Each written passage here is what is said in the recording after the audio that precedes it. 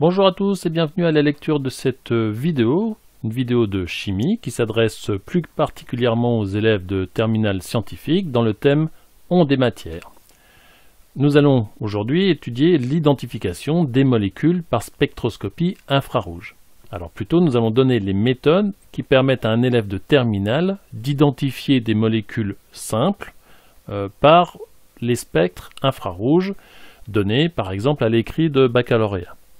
Alors le principe de la spectroscopie infrarouge est le même que pour la spectroscopie visible, sauf que la source de rayonnement est différente. Donc on utilise une source de lumière polychromatique infrarouge qui traverse un système assez complexe, mécanique ou optique, qui permet de sélectionner une longueur d'onde bien précise. Donc c'est le rôle du monochromateur que j'ai ici schématisé par un simple prisme. Et cette lumière monochromatique est envoyée, enfin cette radiation lumineuse monochromatique est envoyée au travers de l'échantillon et on mesure l'intensité après traversée divisée par l'intensité initiale, ce qu'on appelle la transmittance. Voilà, alors les infrarouges ont été découverts au tout début du 19e par Herschel, qui était un grand astronome, et les infrarouges ont été utilisés en spectroscopie, surtout à partir du milieu du XXe siècle, où il fallait un appareil capable d'analyser, en particulier faire des analyses mathématiques par transformée de Fourier. Donc il a fallu attendre un certain temps avant d'avoir ces appareils. Les élèves de terminale vont disposer de spectres, comme ici, et le but sera d'identifier parmi plusieurs possibilités la molécule correspondant à ce spectre. Alors pour comprendre la forme des spectres infrarouges, on va d'abord se pencher sur les spectres d'absorption dans le domaine visible. On a ici un spectre d'une lumière polychromatique qui traverse un échantillon de vapeur atomique. Ici, une vapeur de gaz hydrogène. Les atomes d'hydrogène ont des niveaux d'énergie et les électrons peuvent occuper ces différents niveaux d'énergie. Alors, ils occupent les niveaux d'énergie fondamentale, mais par suite d'absorption, ils peuvent voir leur niveau modifié. C'est ce qu'on appelle une transition électronique. Eh bien, l'énergie qui correspond à ce saut, eh bien, donne une longueur d'onde caractéristique de l'élément chimique. Donc à chaque fois qu'on a une raie noire, cela correspond à une transition électronique. Lorsque la différence d'énergie entre les niveaux est de l'ordre de grandeur de l'électronvolt, on est dans le domaine du visible. Donc on a des absorptions dans le spectre entre 400 et 800 nanomètres. Maintenant, qu'est-ce qui se passe pour une molécule de la chimie organique ? Eh bien, comme précédemment, on a des niveaux d'énergie électronique, mais cette fois-ci pour les différents atomes qui constituent la molécule. Donc, exactement comme pour les atomes, les électrons des atomes constituant les molécules peuvent changer de niveau et peuvent créer des absorptions, éventuellement dans l'ultraviolet, voire même en rayon X. Mais on a également des énergies, des niveaux d'énergie correspondant à des états de vibration des molécules. Ici, on voit des molécules avec différents états de vibration. Des états de torsion, des états d'étirement, où on voit que la distance interatome change, et tout cela coûte de l'énergie. Et bien de la même façon que les électrons peuvent changer de niveau, les molécules peuvent changer de niveau d'énergie, de vibration, et ces niveaux d'énergie sont bien plus faibles que les niveaux d'énergie électronique. Donc on imagine une molécule de la chimie organique qui contient plusieurs atomes, donc il y a plusieurs liaisons entre ces atomes, et toutes ces liaisons vont absorber à des longueurs d'onde très particulières, et tout ce mélange de transitions possibles fait qu'on n'a plus des raies noires à une longueur d'onde bien précise, comme c'est le cas dans l'absorption visible par les gaz d'atomes, on a ce qu'on appelle des bandes d'absorption. Parce qu'il y a une multitude de transition entre les différents niveaux d'énergie. Alors, il n'y a pas aussi que les énergies de vibration, il y a aussi des énergies de rotation qui sont encore plus petites. Bref, tout cela fait un continuum d'absorption à différentes longueurs d'onde. Alors, oubliez ces modes de vibration, ces modes de rotation, ces niveaux d'énergie. Retenez simplement qu'une bande d'absorption est due à une liaison de la molécule. Quelquefois, elle se chevauche, mais en tout cas, chaque bande est caractéristique d'une liaison dans la molécule. On parle donc pour les spectres infrarouges de bandes d'absorption et non pas de raies d'absorption. Alors, lorsqu'on voit un spectre, on voit qu'il est gradué en nombre d'ondes, j'y reviendrai tout à l'heure, et là on va s'intéresser à l'ordonnée. L'ordonnée est graduée en transmittance. Lorsque je suis en haut de la courbe, j'ai une transmittance égale à 100%, ce qui signifie que l'échantillon n'absorbe pas. Une transmittance de 100% signifie que 100% de la lumière incidente traverse l'échantillon. Inversement, lorsqu'on est situé en bas du spectre, on a une faible transmittance et donc une forte absorbance. Pour ce qui est de l'abscisse, eh bien, il est gradué en cm-1 et le cm-1 est l'unité utilisée en spectroscopie infrarouge pour le nombre d'ondes. Donc généralement, les spectres s'étendent de 4000 cm-1 à 500 cm-1. Alors, bizarrerie, il est gradué en nombre d'ondes décroissant, de 4000 à 500. Alors, cela vient du fait qu'historiquement, eh bien, les premiers spectres étaient obtenus sur des bandes de papier qui se déroulaient, et les premières mesures qu'on obtenait étaient à 500. Il faut imaginer donc une imprimante avec un papier déroulant, et petit à petit, eh bien, on obtenait le résultat à 600, 700, 1000, 1500, etc. cm-1. Alors, il faut savoir vérifier qu'on est bien dans le domaine infrarouge.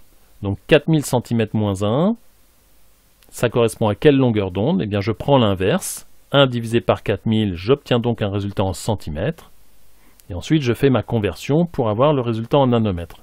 On trouve 2000 nanomètres à 20 000 nanomètres, correspondant à 500 cm-1. On est bien au-delà des 800 nanomètres, on est bien dans l'infrarouge. Alors, une fois qu'on a compris les abscisses et les ordonnées d'un spectre infrarouge, il faut savoir décrire les bandes d'absorption. Donc là, c'est tout simple, il suffit d'avoir le vocabulaire bande d'absorption très large, large, fine, très fine. Ensuite, sont-elles intenses? On dit aussi fortes, ou sont-elles faibles, ou peu intenses. Donc ici, on a une bande très large, relativement intense, et ici une bande large très intense. Ici, pour exemple, cette bande large, elle correspond à une liaison, c'est la liaison C double liaison O, présente dans les acides carboxyliques. Tandis que celle-là, elle correspond à la liaison OH des acides carboxyliques. Alors il faut également savoir situer sur l'axe des abscisses cette bande. Bon, ben là, c'est une large bande d'absorption autour de 3100 cm-1. Celle-là, une large bande d'absorption autour de 1720 cm-1. Autre exemple, eh bien ici, on a une bande fine et intense. Elle correspond à une liaison, laquelle, il se trouve que c'est, encore une fois, la liaison C double liaison O de l'acide carboxylique. Alors, quelle méthode lorsqu'on doit identifier des bandes d'absorption à une liaison d'une molécule? Eh bien, la première des choses à faire, c'est d'identifier les groupes caractéristiques de la molécule présentée ou candidate qui pourrait correspondre au spectre. Donc ici, c'était un sujet de bac où l'on nous demandait d'identifier les liaisons responsables des bandes d'absorption 1 et 2 sur ce spectre. Donc la première des choses, identifier le groupe caractéristique. Donc ici, on a le groupe caractéristique carboxyle. L'ibuprofène est un acide carboxylique. Une fois que l'on sait le groupe caractéristique, Et seulement à cette condition-là, on passe à la suite. La suite est d'identifier les bandes d'absorption par comparaison avec des tables qui nous seront données le jour du bac. Donc on regarde, on n'a pas 36 000 liaisons à étudier, hein, on a 2 bandes. Eh bien on regarde tout de suite les bandes du groupe caractéristique. Car c'est lui qui est important en chimie organique. C'est la présence des groupes caractéristiques qui va vous permettre d'identifier les molécules. Alors la spectroscopie infrarouge, quelquefois, ne suffit pas. Hein. On verra, il y a aussi la spectroscopie par résonance magnétique nucléaire. Mais déjà, on a de précieux renseignements avec le spectre IR. Alors ensuite, il suffit simplement de comparer. On nous donne une table. Eh bien, j'ai le groupe OH d'un acide carboxylique. Eh bien, je le trouve dans la table. Il est là. Je vérifie. Nombre d'ondes 2500-3200, une bande large, intensité variable. Bon, eh bien ici, j'ai une bande large. Est-ce qu'elle correspond au nombre d'ondes données dans la table? Oui, on voit bien que ça va de 2005, 2006 à 3000, 3003. Bon, ça correspond bien à ce qui nous est donné pour l'acide carboxylique. D'autant plus que dans ce sujet, on nous donne la molécule. Donc là, il n'y a pas trop d'efforts à faire. Ensuite, eh bien, on a l'autre bande. Il suffit de vérifier. Il s'agit de la liaison C double liaison O. On a un nombre d'ondes ici, 1700-1725. L'intensité est forte. Et la largeur de la bande est fine. C'est exactement le cas pour cette bande d'absorption. Donc faites attention, hein, dans la suite, une bande d'absorption, c'est toujours une liaison présente dans la molécule qui est responsable de cette bande. Alors, application de la spectroscopie infrarouge, on a ici une synthèse, la synthèse de la benzocaïne. Et le responsable de la synthèse au laboratoire veut s'assurer qu'effectivement l'acide 4-aminobenzoïque s'est bien transformé en benzocaïne.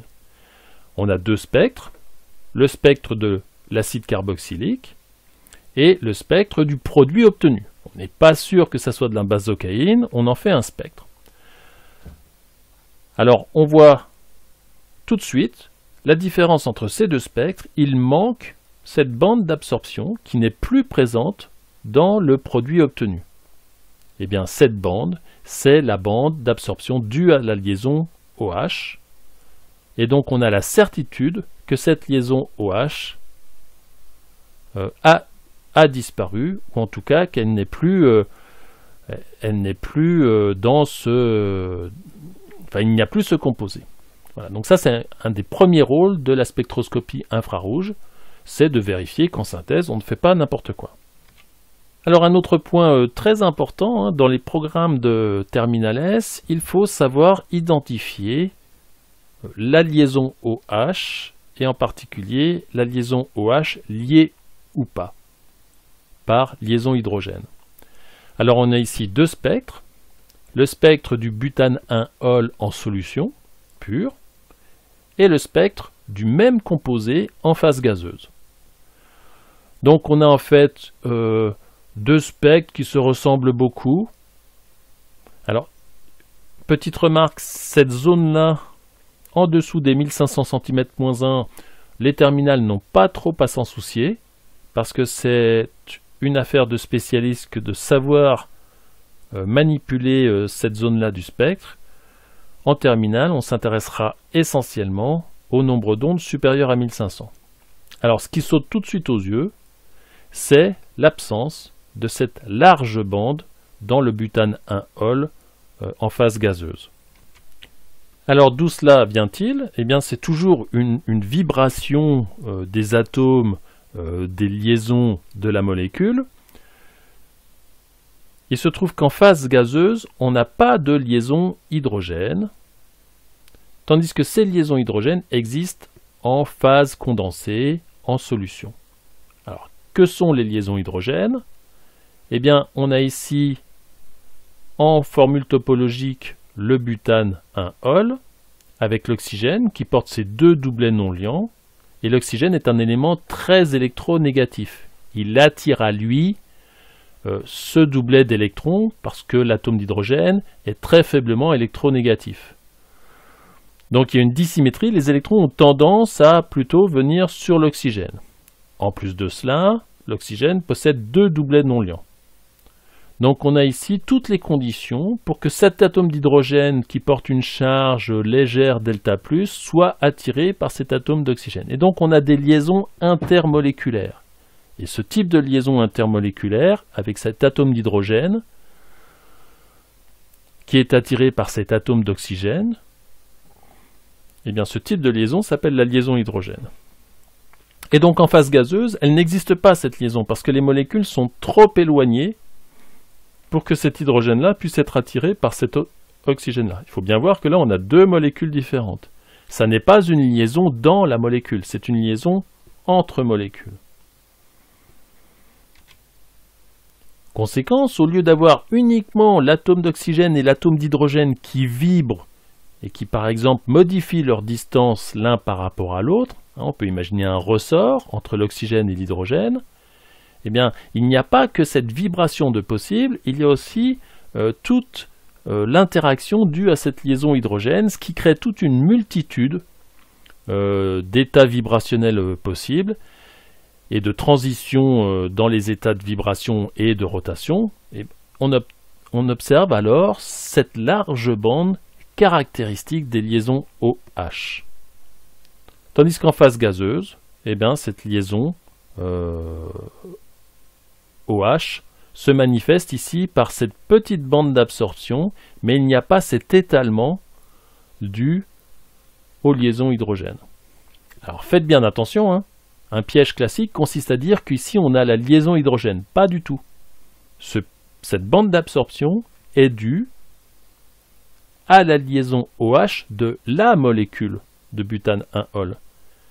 Et c'est parce qu'il y a des liaisons hydrogènes qu'on a en plus ces bandes d'absorption en phase condensée. Alors si on revient sur un des spectres qu'on a regardé précédemment, eh bien cette large bande située aux alentours de 3200 cm-1 est caractéristique de la liaison OH. Donc à chaque fois, quand vous aurez une large bande ici, vers les 3000, 3100, 3200 cm-1, elle sera due aux liaisons OH de la molécule. Voilà, je reviens encore une fois sur la méthode. Quand vous avez un spectre et des molécules candidates, la première des choses, c'est de déterminer les groupes caractéristiques. Puis, une fois que vous les avez, vous allez dans la table et vous allez chercher les liaisons de la molécule correspondantes à ce groupe caractéristique. Et ensuite, par comparaison, vous allez regarder votre spectre et vous allez faire des correspondances avec les tables de données spectroscopiques. Voilà, bon courage, merci à vous de votre attention et à la prochaine vidéo.